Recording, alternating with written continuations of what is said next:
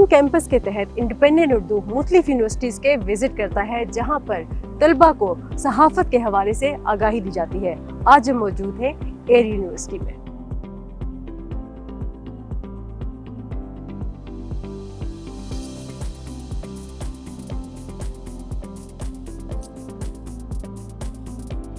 आज के जो हमारा ये सेमिनार हुआ है, it was really I opening, और ज़्यादातर जो है ना इस चीज़ पे आई ओपनिंग ज़्यादा था कि जो है ना इसमें बाइसनेस के बारे में पता चले, न्यूज़ साइकिल के बारे में पता चला।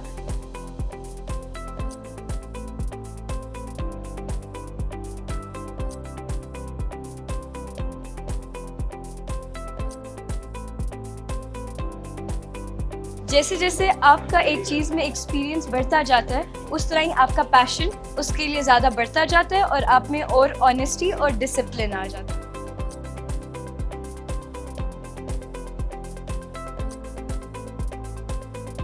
आज का इंडिपेंडेंट उर्दू का जो सेशन था उससे मैंने ये सीखा है कि एक सहाफ़ी हमारे माशरे में एक बहुत अहम किरदार अदा करता है और सहाफ़ी का होना बहुत ज़रूरी है।